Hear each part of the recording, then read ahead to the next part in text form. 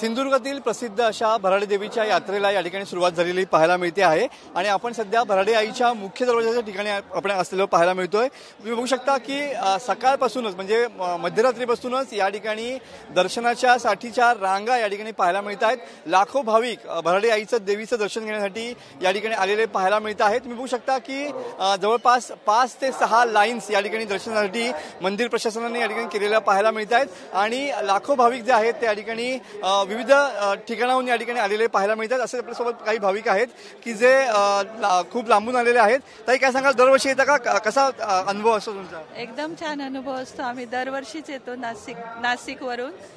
Proper मी मालवणचीच आहे पण आता नाशिकला राहते, पण देवीचा अनुभव खूप चांगला आहे आणि दरवर्षी येता का? दरवर्षी येतो। तुम्ही काय सांगाल, तुमच्या दर्शनासाठी खास आलात का? हो, मी खास गोव्याहून आलेली आहे दर्शनासाठी आणि ही देवी खूप नवसाला पावणारी असल्यामुळे प्रत्येक वर्षी आम्ही येतो इथे। कॅमेरामॅनला परत एकदा सांगेन की या ठिकाणी रात्रीपासूनच भक्तांची मोठी रीग या ठिकाणी पाहायला मिळते आहे। त्याच पद्धतीनं आता राजकीय पक्षाचे नेते सुद्धा या ठिकाणी येण्यास सुरुवात झालेली पाहायला मिळते आहे। मी बघू शकता की भली मोठी लाईन या ठिकाणी भराडी आईच्या देवीच्या दर्शनासाठी लागलेली पाहायला मिळते आहे। 5-6 वेगवेगळ्या ठिकाणाहून या ठिकाणी दर्शनाची व्यवस्था या ठिकाणी करण्यात आलेली आहे। मात्र भक्तांचा ओघ काही थांबत नाहीये आणि सध्या अक्षरशः भराडी देवीचा जो मंदिर परिसर आहे तो भाविकांनी या ठिकाणी गजबजून गेलेला पाहायला मिळतोय। कॅमेरामन समित गजनेसह मी मनोज देले, TV9 मराठी, सिंधुदुर्ग।